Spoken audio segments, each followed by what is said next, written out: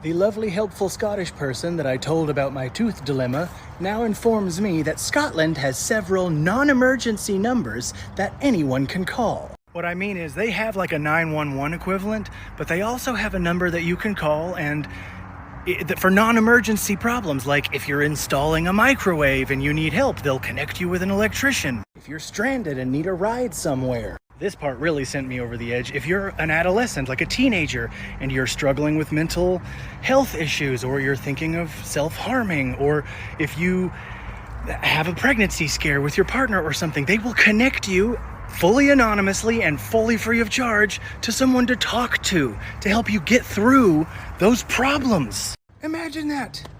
A number for non-emergency situations where you just need help. They write the number down for me and they said, before you do anything, at least call this number and explain the situation.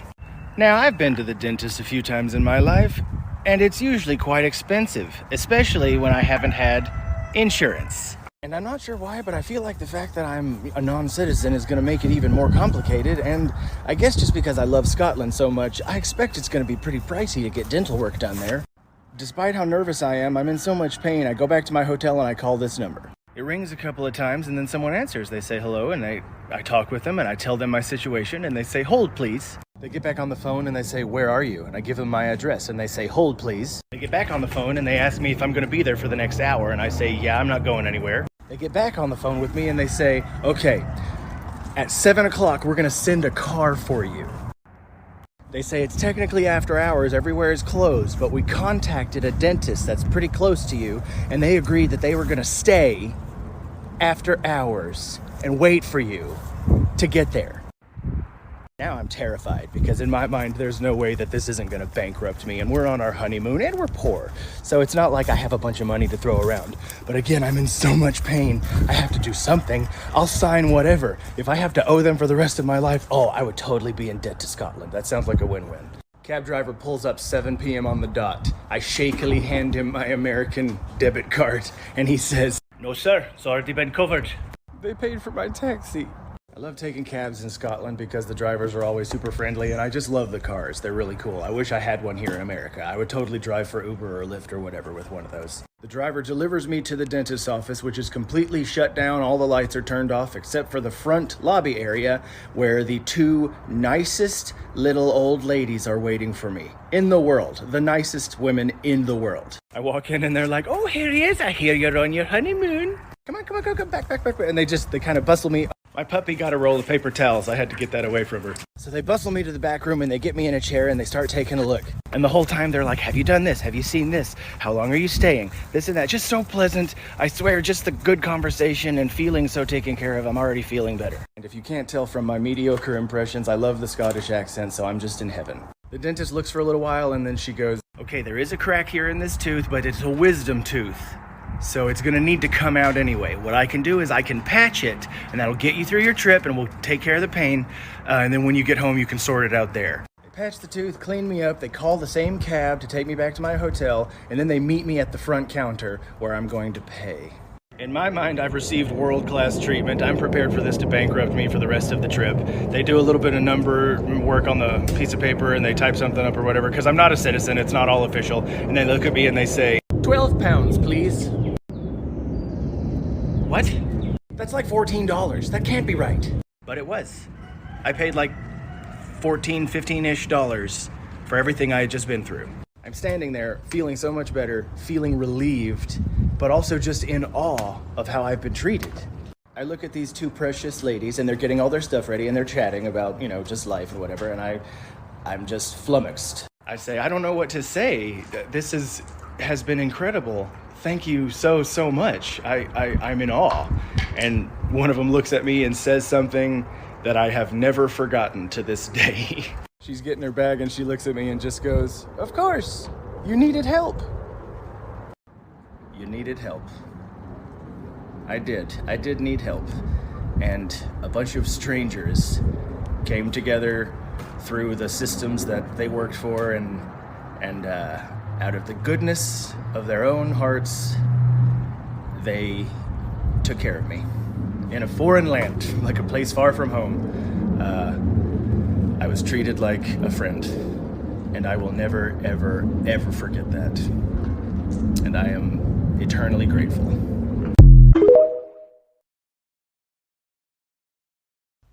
Atheist, what are you going to say when you stand in front of God? Why did you stay hidden? Why did you stay silent? Why did you demand faith instead of providing evidence? Why did you reveal yourself in a book full of historical inaccuracies and theological contradictions? If you knew that the vast majority of humans you created would end up in hell, why did you create them? Why did you create hell? How is infinite punishment justice for a finite crime? What is the point of torturing someone in hell if they can never get out of it and never learn? Why would you purposely tempt Adam and Eve? Did you want them to fail? I mean, when I had children, I baby-proofed my house. I didn't light a fire in the middle of the living room and tell them not to get close to it. Why didn't you condemn slavery? Why did you create rules explaining to humans how you wanted them to conduct their slave trade? Why are there only 10 commandments? Why did you think keeping the Sabbath day holy was more important to include than not graping people? Did you think it was more important to tell children they needed to respect and obey their parents instead of telling parents not to abuse their children? Why did you make it possible for humans to physically hurt each other? You didn't give us unlimited abilities. I can't just spread my wings and fly. You chose not to give us wings. Why choose to make it possible for priests to grape children? How could you watch that happen in your churches, by your servants, and do nothing? Why do you treat people like they're expendable background characters in other people's story? In trying to test Job, you allow his children to die, as though they're not people in and of themselves. Why do you think that giving Job more children later makes up for killing his first? Why do you demand love? Why do you demand worship? Why can you not offer forgiveness freely? Why do you demand human sacrifice? Why do you demand perfection from humans that you acknowledge are incapable of achieving it? Why would you punish people for not achieving something that they're not capable of achieving? When a school fails, we blame administrators.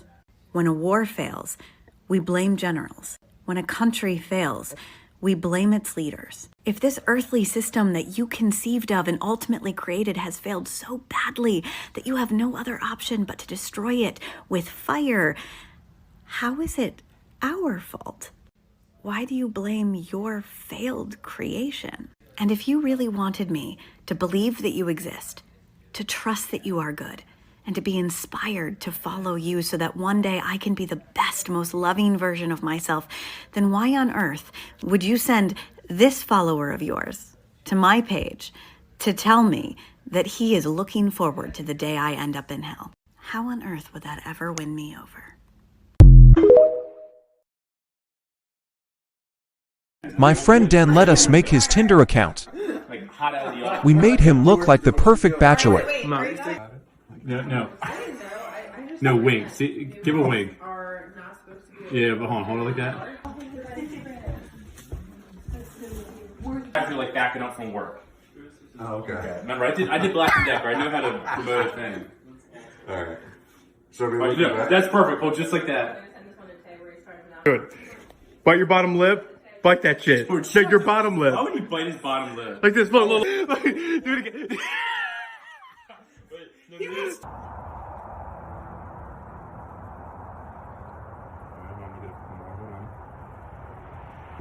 Look back to me a little bit more. But put your left hand, yup, just like that, yup. Oh, that's gold. Here, let me show you. He's got it behind his back as a surprise. It had to be behind your back. Can you trust me? It's dark. Trust me. Does TikTok connect to the Wi-Fi in my house? So TikTok is Wi-Fi. So now I'm being double billed, once for Wi-Fi and once for TikTok. I'm paying twice. So if my wife sends an email to her sister with a recipe, that goes straight to TikTok, and now TikTok is making mashed potatoes. Can a baby use TikTok, yes or no? Baby puts on a mustache, now everybody thinks it's a grown-up, so TikTok is going to let that baby vote? Can a baby get a driver's license with a TikTok license?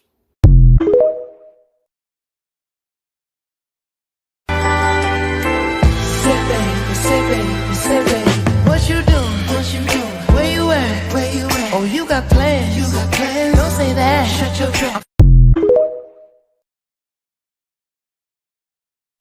Does bleach really kill 99.9% of bacteria? As a quick recap, I saw someone preparing food in their sink and wanted to know how clean that was. So I tested different cleaning methods and got many different results. Check them out. But throughout this whole process, you kept asking for me to test bleach. And we are finally there. Let's see what might grow.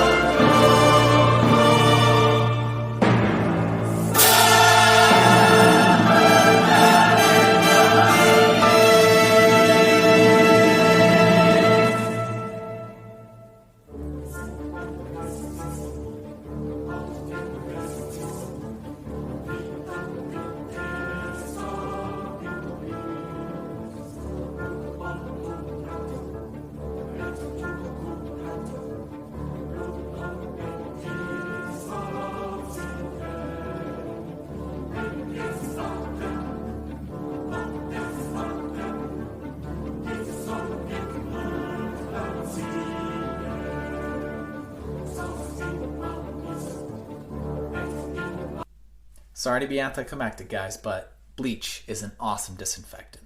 However, if you look in the top right corner, you'll see a tiny bacteria colony growing.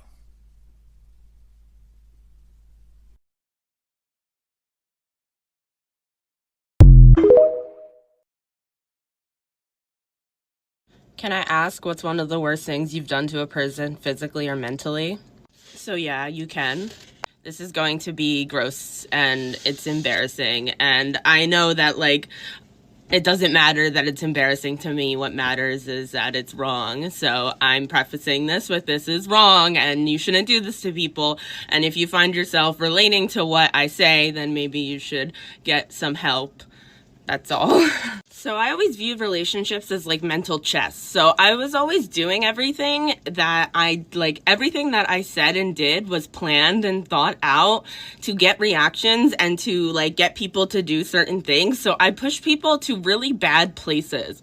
Like I would push people mentally to very distraught places, to very traumatized places, to like I would pull them into their trauma. Like I would figure out their trauma and their triggers, and then I would slowly dose them with their triggers and their traumas to put them into fight or flight mode so then I could have more control over them.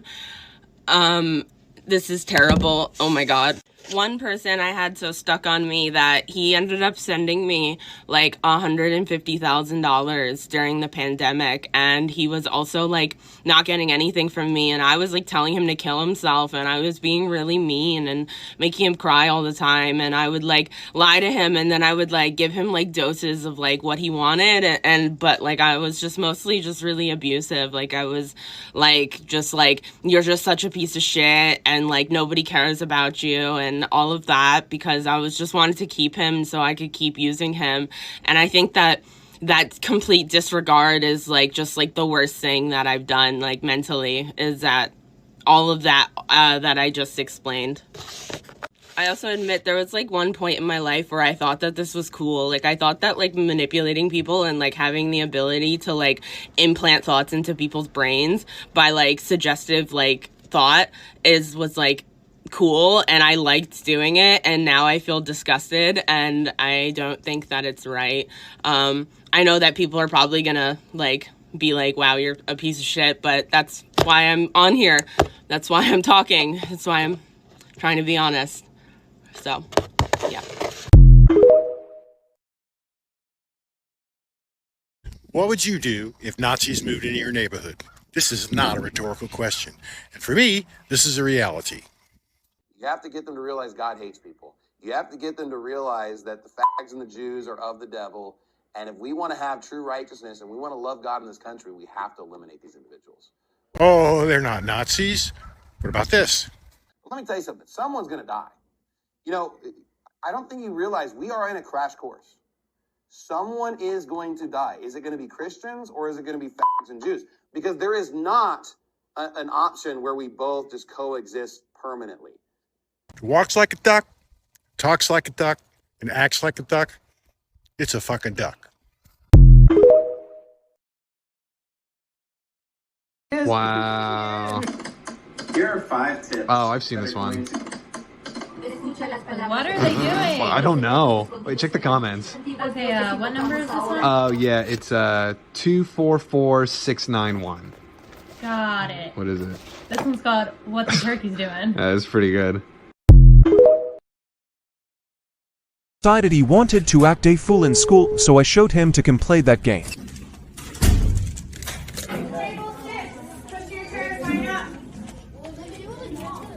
I'm only gonna get one. I heard you were up here playing, so I came to play.